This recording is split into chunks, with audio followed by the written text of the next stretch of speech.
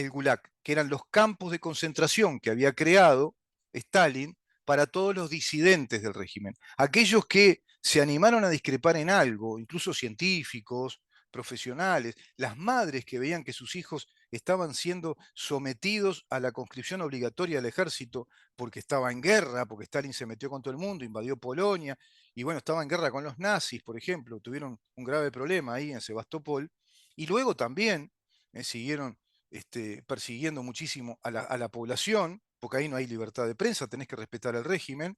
Tenían, por supuesto, agentes que los investigaban en cada una de las zonas en las que vivían los rusos.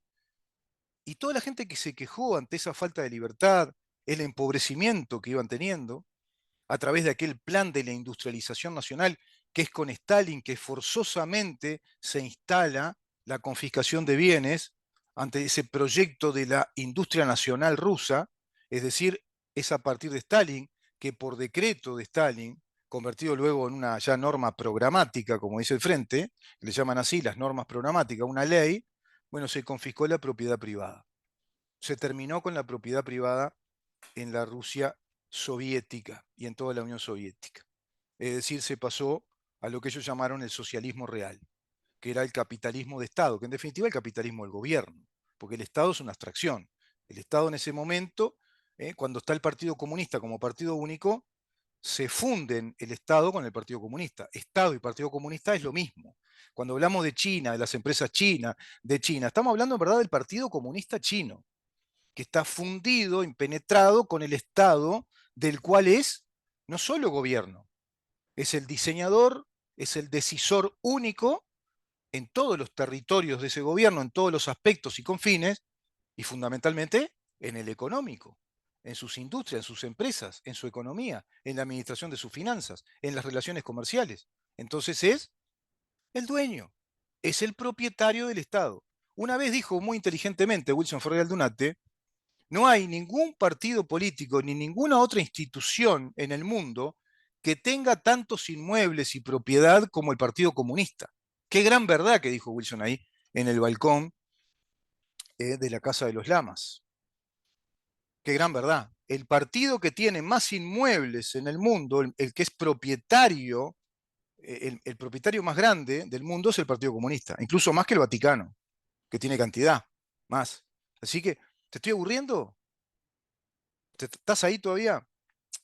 No solo le digo al jovencito y a la jovencita, a la gurizada, a los adolescentes que van a votar por primera vez, aquellos que ya votaron, que de pronto hasta los, yo qué sé, 30, 35 años, estoy hablando a todos ustedes, quédate ahí, revisá los videos de este programa después.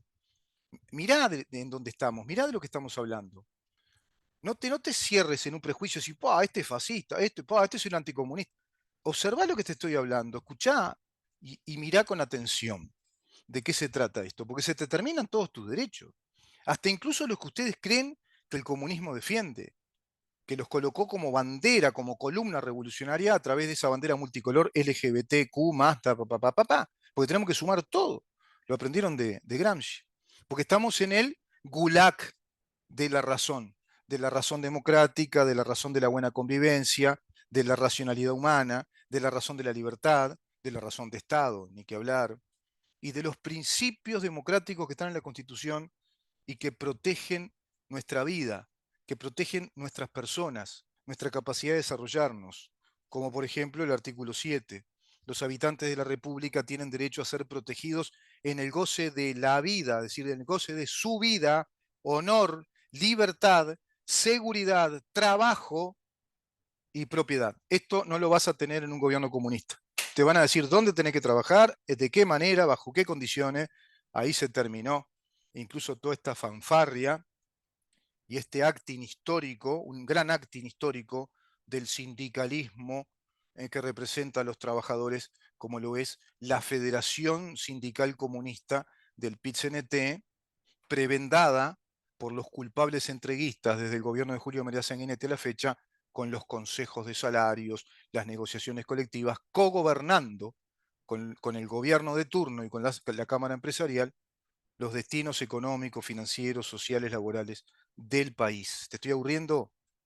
Todo eso representa el Frente Amplio, Partido Comunista de Uruguay, unido a otros partidos, también marxistas todos, alineados al Foro de San Pablo, que plantea, cuando ya Uruguay llegó a esta etapa, los países que ya llegaron a esta etapa de la deconstrucción del Estado de Derecho, es decir, eliminaron la separación de poderes, no tenemos más el debido proceso, no hay más jueces que nos den garantías, ahora es una fiscalicia penal, son fiscales, tenemos una Fiscalía General de la Nación inconstitucional, totalmente, que le da plenos poderes a los fiscales, especialidad fiscal. Es un sistema de fiscalicia penal muy arbitrario, encapsulado en los plenos poderes de cada fiscal, que actúa arbitrariamente según su saber y entender. Eso no dice la Constitución. En sus artículos 15, 16, 17 al 23 dice otra cosa. Nuestra tradición jurisprudencial es distinta a todo eso. Nuestro Código General de Proceso es totalmente distinto a todo esto que te acabo de decir, que instaló el Frente Amplio como gobierno, colegislando con la oposición de aquel entonces, que hoy en gran medida integran este gobierno, que tampoco con mayorías parlamentarias del 54% se animó a desmantelar para devolvernos el Estado de Derecho, reconstruir nuestras garantías de libertades. Así que imagínate, cuando vuelva el Frente Amplio ahora, viene con todo, y viene contra tu propiedad privada, la mía, contra la libertad de expresión. Hablan de 2 ministerios más, ¿no? Más presupuesto, imagínate, 2 ministerios más. Incluso te dicen que uno no saben, que están medios arrepentidos, pero no les creas eso, porque no te van a decir todo lo que van a hacer. De pronto te calman diciéndote, no, no, Ministerio de la Mujer, no, decidimos que no, y trácate. Como hizo Putin invadiendo Ucrania. ¿Se acuerdan que dijo, no, yo no voy a invadir Ucrania? El Consejo de Seguridad de la ONU le dijo eso. A las 8 horas invadió Ucrania. Bueno, esto es lo mismo. Son los comunistas, son así. No, no vamos a hacer. Y después, viste, al año, no, sí, se estuvo decidiendo y vamos a poner un Ministerio de la Mujer y del Género, Ministerio de Justicia, y quién sabe cuántas oficinas más que te van a crear, y todo eso se traduce en y más cantidad de impuestos. Y dale que va con los impuestos, y te van a confiscar un montón de cosas. Te van a quitar espacio-tiempo, porque te van a quitar recursos económicos desde el Estado que ellos van creando, montando, generando una gran burocracia de poder, que son actores políticos que van a blindar a ese poder político. Ellos sí van a estar recontra bien económicamente. Carolina Cose, Orsi con todos sus secuaces, los que ahora amenazan a Romina Celesti, la travesti que dice que va a denunciar que él también tuvo relaciones con ella y no le pagó, y con otros travestis, no sé qué historia, la amenazan de que si sigue por ese lado, bueno, la van a hacer desaparecer. Como cuando amenazaron, bajo el gobierno de Mujica, a Campiani, que había manifestado que él hacía mucho tiempo que le decía al gobierno que quería terminar con la actividad empresarial porque estaba dando pérdidas, que no era rentable, y le dijeron que si él salía a confesar todo eso ante la opinión pública, iba a salir de nuestro país en tiritas. Eso es el Frente Amplio, ¿se dan cuenta? Porque es eso el comunismo. Juega primero como el lobo o como el demonio, dándole caramelos y entreteniendo al niño, haciéndose el bueno, que eso se llama revolución pacífica, pero después te la da con la revolución violenta. ¿Para qué? Para sellar ese proceso revolucionario. Eso se nos viene con el Frente Amplio. El Gulag, los campos de concentración que Stalin había creado en la Siberia para someter a la penuria total a todos aquellos que discreparan con el régimen comunista de la Unión Soviética, que discreparan con el régimen hasta en un mínimo detalle. Y ahí fue de todo, indiscriminadamente. Y también iban mujeres, niños, científicos, profesionales, empleados administrativos, disidentes del partido, todo para ir al Gulag, que estaba en la Siberia, que era un centro carcelario, un campos de concentración, donde los sometían al frío terrible de la Siberia, sin comidas, en una celda bastante húmeda, con los mínimos recursos, donde ahí orinaban y defecaban, y tenían que ahí también comer y pernoctar. Muchos morían de tuberculosis, morían de problemas óseos, y murieron un montón. Y los que no morían o estaban en problemas y veían que estaban muy complicados, iban y los acribillaban, los ejecutaban a sangre fría. Eso es el Gulag. Hay una obra fantástica, famosa, del doctor Alexander Solzhenitsyn, que fue un preclaro integrante de los gobiernos soviéticos, era un doctor en física y en filosofía, pero era escritor, novelista también, que cuando se dio cuenta, le cayó la ficha, le dio tanto asco y terror que se convirtió en un disidente. Él también estuvo picando piedras y tiempo en la Siberia, no llegó al extremo de que lo sometieran a un gulag, porque era de una alta capacidad y de conocimiento, era un físico nuclear de enorme capacidad, era estratégico para el régimen, Era un doctor en filosofía que manejaba varios idiomas y además tenía muchas premiaciones por sus obras literarias y de pensamiento científico también, que al final lo volvieron a llamar para que se integrara al gobierno respecto a la campaña misilística.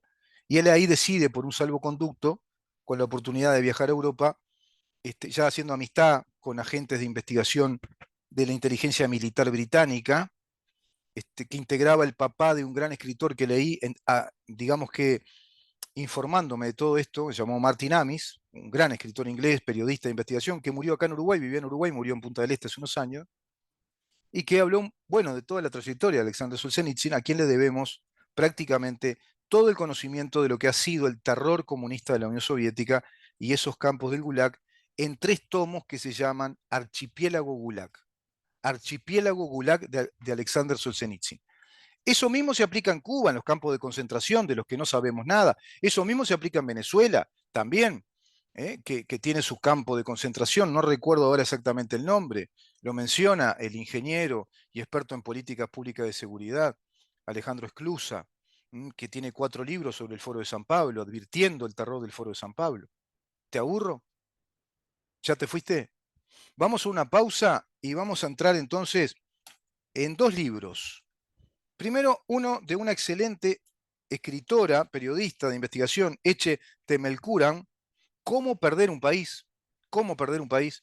Excelente, su investigación exhaustiva en detalles, su cronología, su narrativa, pero aborda el peligro que las democracias tienen desde las derechas, desde las ultraderechas nacionalistas, es decir, del populismo de ultraderecha nacionalista como el Erdogan, como esa mistura que puede representar Putin con el comunismo, Donald Trump de pronto, es decir, las extremas derechas nacionalistas que también conspiran fuertemente contra las democracias, digamos, y sus principios de libertad individual, Estado de Derecho, separación de poderes. Pero voy a leer una parte, ella no trata acá el tema, lo desliza, también el tema del marxismo moderno, le llama ella, que es muy confuso, bastante complejo y coincido, para las masas, para la gente que no entiende nada de política en Estado de Derecho, es fácil de que la confundan, porque toda esta chatarrería semántica está muy tuneada desde el marxismo cultural con, digamos, toda la narrativa LGBT, la narrativa de la sociedad inclusiva a través de las leyes de paridad, la narrativa de la economía de distribución, la distribución de las riquezas, con la narrativa de la justicia social. Te voy a leer lo que significa la democracia, según ella informa, respecto a lo que le dijo su extraño editor griego. ¿Cómo nació la democracia? ¿Qué es la democracia? Y eso que estamos al borde de perder con el gulag de la razón ciudadana, con los disparates, con el gulag de la razón del sistema político uruguayo, porque está a las puertas ahí el enemigo que nos puede conducir al gulag, que el país se convierta en un gran campo de concentración para todos los uruguayos. Eso es el Frente Amplio. Y te voy a leer también una carta de principios que el Frente Amplio plantea en sus nuevas bases programáticas para su nuevo gobierno. Y sí, estás ahí y te va a dar miedo, pero está bueno que lo sepas y después lo divulgues y te metes en nuestro canal, mirá en dónde estamos. Lo mirás de a rato, si te aburre muy bueno, mirá por 2 y mirá 3 minutos, 4, después quedás enganchado, bueno, bárbaro. Te hablo en inclusivo, te quedas enganchada, bárbaro. ¿Viste? Y ahí te vas a ir dando cuenta de lo que estás haciendo. Pero no solo a los de 18, 20, 30, 40, también a los pavotes y pavotas ¿viste? Pavote y pavotas, ¿no? Ahí está bien decir. Pero yo no puedo decir los ciudadanos y las ciudadanas porque no tiene sentido. No tiene sentido. Entonces, todos esos ciudadanos, ya de 50 y pico, 60, 70, que viven en la República Popular Soviética de Bavia, miren lo que estamos hablando, porque se viene todo esto. Cuando vas a meter el sobrecito ese en ese lugar secreto, en esa habitación secreta, ese voto se llama universal y secreto, el sufragio, le vas a meter una ranura, a ver si pensás bien que vas a meter y no venís con el gulag en la cabeza, no venís con el gulag. Tremendo. Vamos a una pausa, Ramón, y continuamos.